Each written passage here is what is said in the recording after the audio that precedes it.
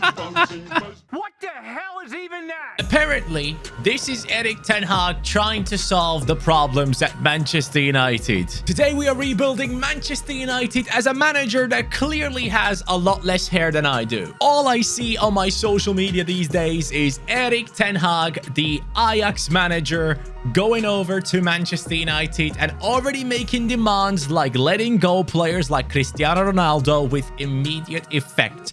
He wants to rebuild this team, and I will do it before he does it as him. The problem at Manchester United clearly isn't the budget. This team has so much money, but clearly the problem at this club is the fact that the players are not performing to the level they are supposed to.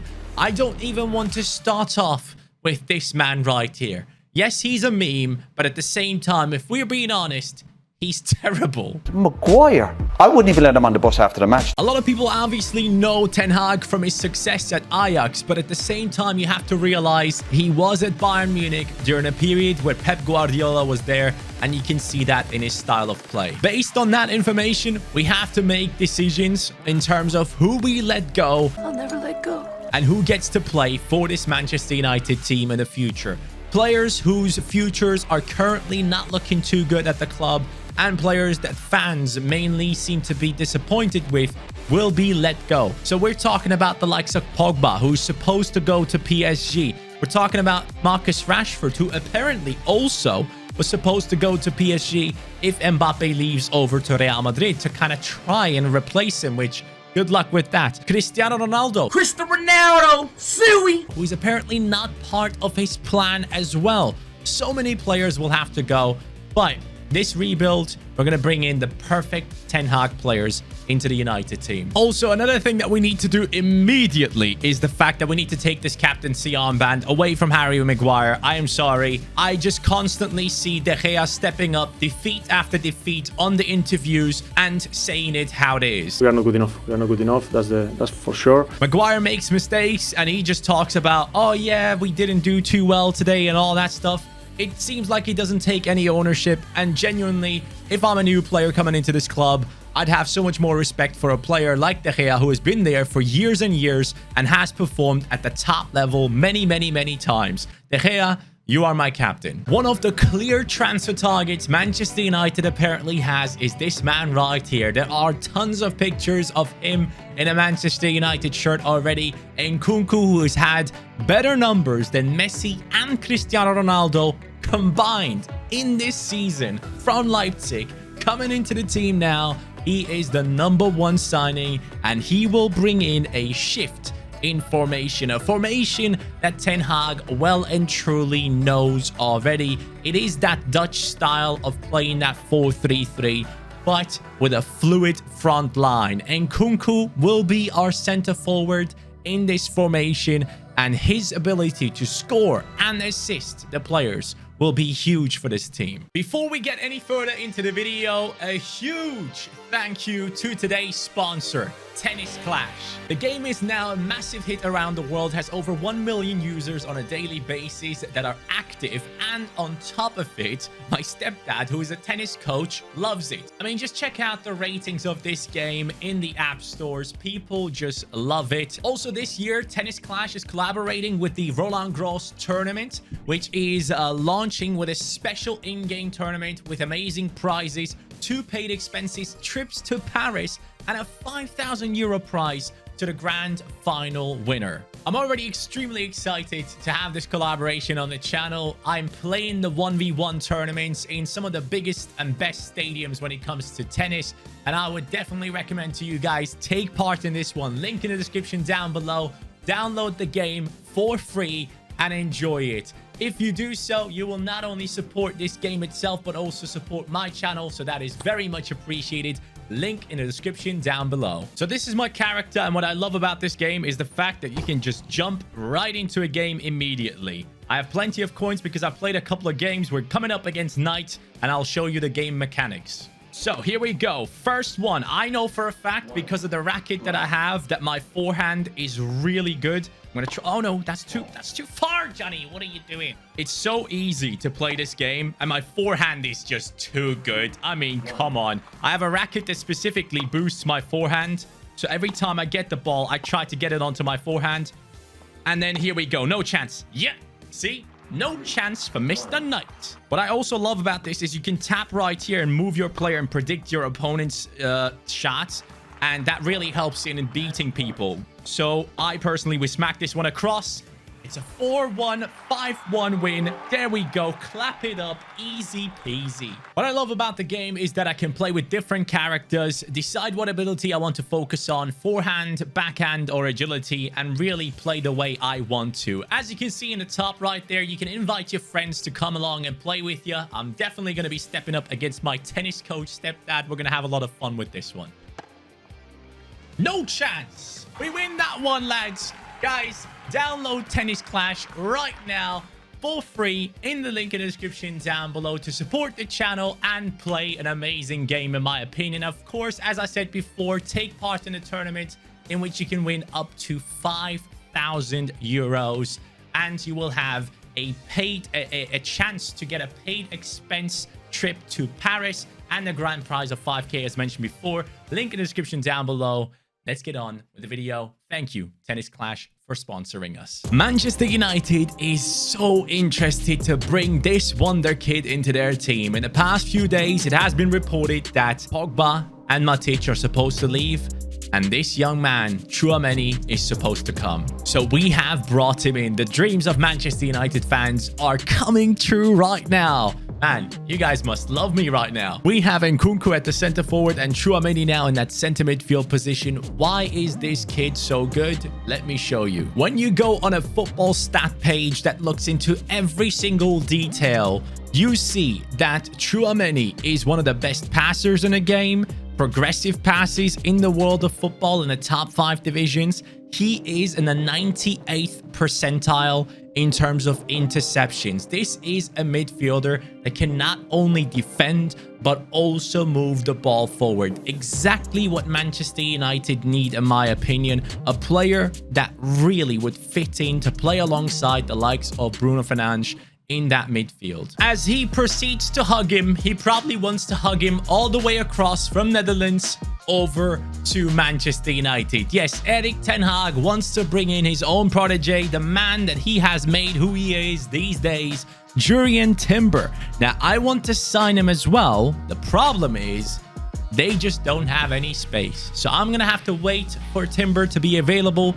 He is the main centre-back that I want to pair Varane with, and Maguire to go away as soon as possible. Just leave. If we're talking about an Ajax-esque player, we are talking about an attacking player that can assist, that can score, is great at dribbling, and has good passing play.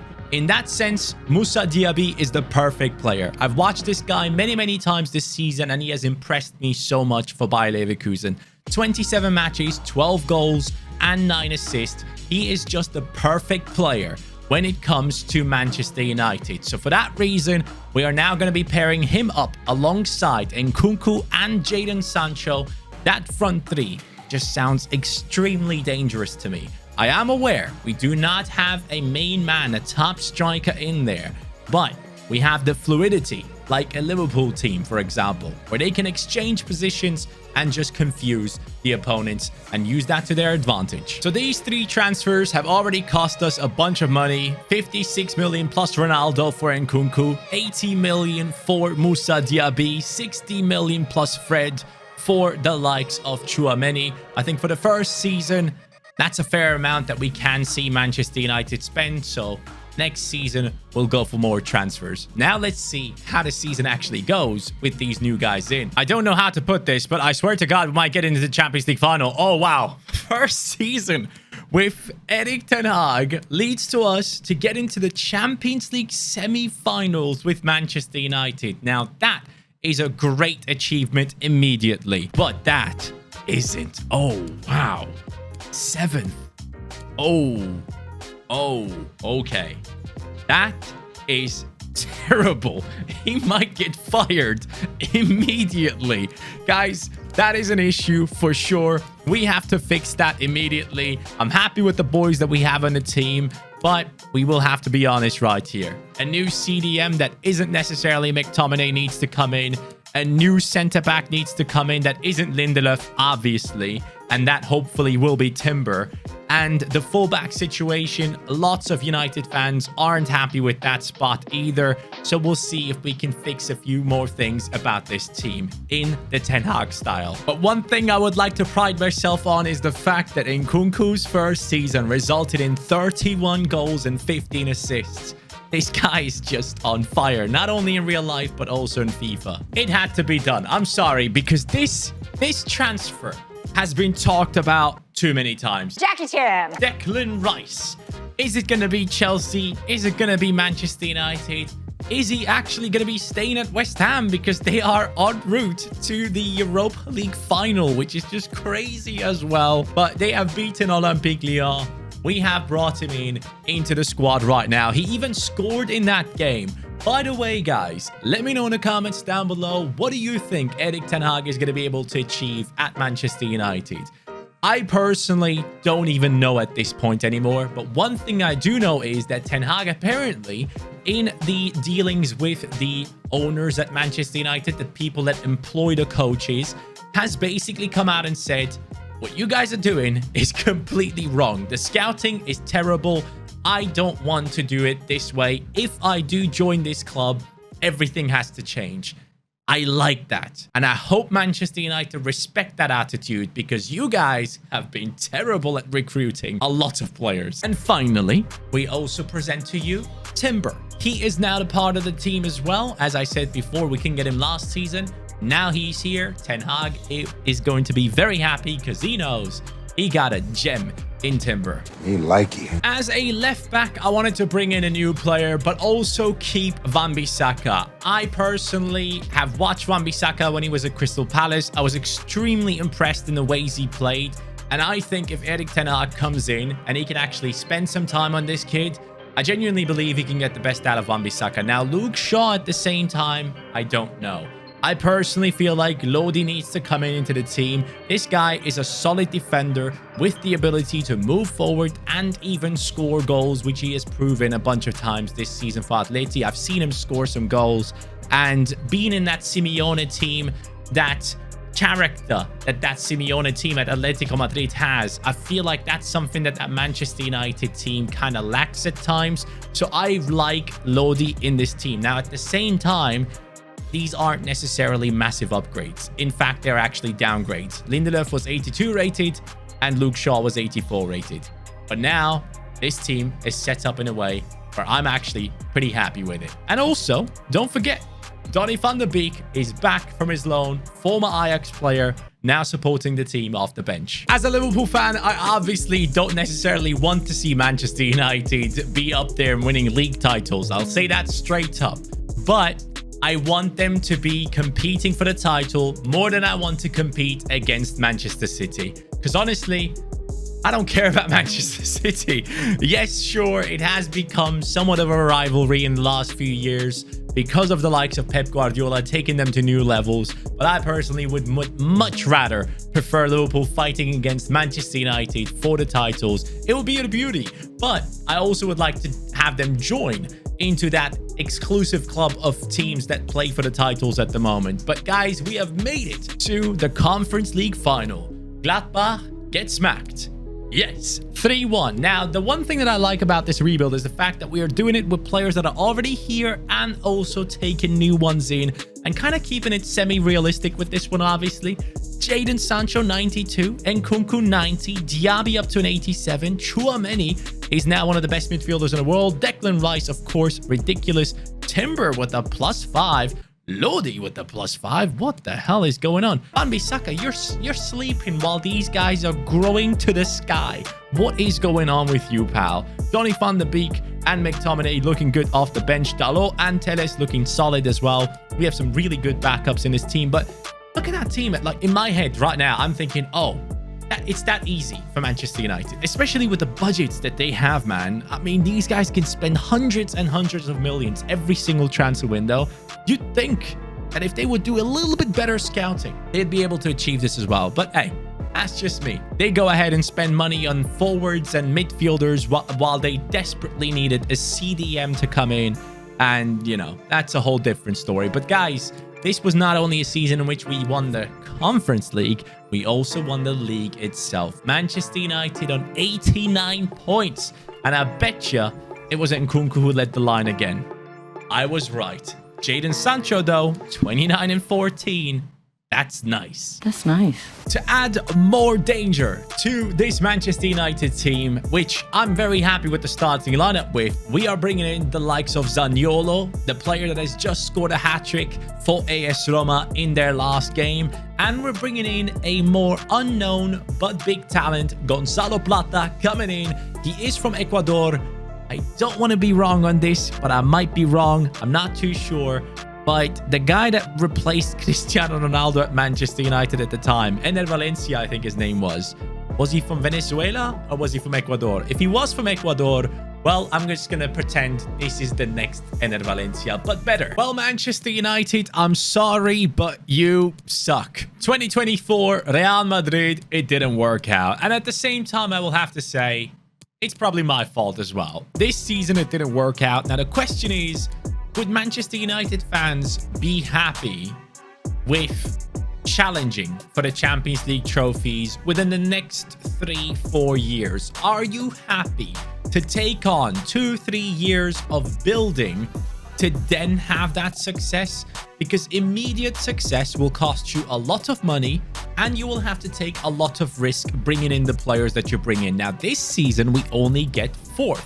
Something must have gone really wrong this time around, and I'd love to know what that is. Why is this team struggling as much? We have an incredible team with a 91 rated David De Gea leading the line and a bench filled with players that actually look great. McTominay is up to an 86. I mean, what else do you want to see? Performance-wise, we have Nkunku once again leading the line, but Jadon Sancho, very impressive one more time. I think this team is fully capable of winning the Champions League and the Premier League in one season, but something must have happened with an injury or something like that because this team struggled a lot more than I thought they would ever do. Maybe, no, we have Henderson as a backup goalkeeper. I wonder what the issue was. We'll try and fix that next season. 2025, 5-1 victory against AS Roma. Can Manchester United do it in this season? Imagine if Manchester United could be back at the top of world football in 2025. It's 2022 right now, guys. It's not far away. And we are beating Inter on our way. We're getting a draw against their rivals, a draw against Spurs, and this is the semi-final. It's a win in the end. Manchester United is back at the top and biggest stage of European football. Champions League final against Juventus is here. The team that has done it, Jadon Sancho 95. I personally am a high believer in Jadon Sancho. I think he can be a main player for Manchester United under the right coach. Nkunku, as I said before, if United actually do manage to get him and have some sort of a positional, like formational change and use him as a center forward or possibly use him as a center mid, center attacking midfielder type of thing that can move forward and also help back in the defense if needed, it could be an interesting one to bring in. Diaby, I think, is perfect for a Manchester United-like team under Ten Hag.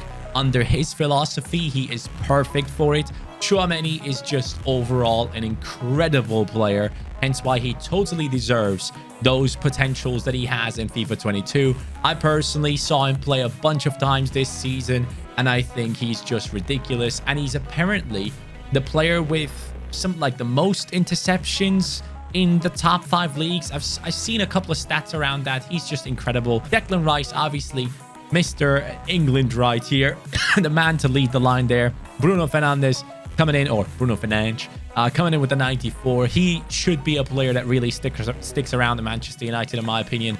Renan Lodi would be a quality fullback to bring in. But then again, I don't necessarily know if Manchester United will take that step and get rid of a Luke Shaw type player, because he has been there for a while. He has had good performances. Is he still the guy, though? That's the question. Do you need to replace that? Do you need to get rid of those people where you think, yeah, but we spent so much money on them? I mean, Maguire, I got rid of him in the first season. I just do not believe that Maguire is a quality centre-back. I think he works well in the England team, sure, because they play a different formation and everything. But in this Manchester United team, he just does not work. How many times do you want to keep on trying the same thing? Timber would be perfect. An unbelievable ball player, incredible passing ability, great defensive work rate, and then alongside Varane, he could learn a couple of years off of him. Varane is obviously world class, just needs a partner that he can trust, and I think Timber might be that guy. Wan-Bissaka, as I said before, he's quality, and he does have a lot of time still in him to grow and become a better player. He has shown that he can do it before, so I will give him the chance. And De Gea, he's the leader of this team, man. He's the one that steps in front of the cameras when it actually comes down to it. When they lose games, he has been the main man to come out and talk and say that things have not been good enough. So I like this team that we have built. I really, really do. And I genuinely do believe this is somewhat of a realistic rebuild right here. Now, do I believe United will go with a different formation like this? Instead of having Nkunku there, do they go for a Harry Kane? Do they try and sign him? I personally can see them try and go for a big name striker. I just think this would be a very interesting approach, because we have seen Manchester City, Pep Guardiola play without a striker and be successful. And I think Ten Hag, having been under Guardiola at Bayern Munich and learning off of him, he might think this might be a choice as well. So that is the formation we have gone for in general. A little roundup right at the end there. And of course, this time, Bruno Fernandes has taken over. He's the main guy. Congratulations. But Nkunku has been the main man of this rebuild through its entirety. Going into this Champions League final, there's one thing I can think of. Jackie Chan. I need to get a haircut. That's all I can think of. I really need to get a haircut. It's time. It's been time. I need my sides to be faded, all right? Anyways, Champions League final, guys. This is the moment Manchester United fans have been waiting for. Let's see how this one goes. Oh, what a tackle. Nkunku. There he is. Nkunku. First chance with immediate effect. It's the Frenchman. Ooh, another mistake at the back. Nkunku. That's what he does. He has the oversight for his teammates. We score with the left back who I said can attack and defend. Renan Lodi joining in and scoring in the Champions League final. United fans, are you happy now? Are you not entertained? Are you not entertained? Oh, we have a problem. Houston, we have a problem. Timo Werner. No, we don't. Tchouaméni. See? That's what he does. Defend and attack. My man is there with the immediate effect. Timo Werner again. Varane has been here, will be here. Let's go. Bruno Fernandes over to the left. We have a runner in Jadon Sancho. Jadon Sancho with the pace, with the skills, with the pass, the oversight. Bruno, what are you doing? Great pass. Moussa Diaby. Bruno, you messed that one up, in my opinion. Free kick coming in. Not going to work out there, pal. Here goes Nkunku right before his substitution. We're going to bring on Zaniolo. Nkunku sees his teammate on a beautiful run. It's Moussa Diaby. Moussa Diaby. I was telling you, this kid is one of the perfect players for Manchester United. A lot of people are saying Ajax's Antony should be going along with Ten Hag and Timber across to Manchester United. I don't think so. I think Moussa Diaby is a quality team player. That's the type of player you want to have in your squad. And he also plays really well when he's in central positions. I've seen him play that multiple times now for Leverkusen, especially after the injury of Florian Wirtz. He had to step up a little bit more central at times. And I really, really do like this kid. He is top quality. This is what we love to see. Donny van den Beek and Zaniolo, the two substitutions.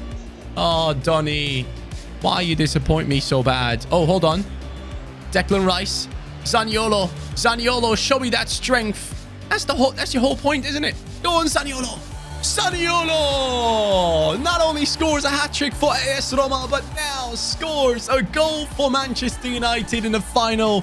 that is it, my friends. We have won the Champions League with Manchester United. A beautiful moment for the Italian coming off the bench and scoring. Of course, the man to lift the trophy is David De Gea. He has earned the right to do so, and you have earned the right to hit that like button because you watched this video until the end. Thank you very much for doing so. Of course, guys, this is a semi-realistic rebuild that we have gone for rather than the complete change of the squad of Manchester United. Because if we're being honest, there is still plenty of incredible talent in that team that needs to be used the right way. Thank you guys so much for watching. I appreciate you all. Let me know what you think about Ten Hag joining United and if he can pull it off in the comments down below.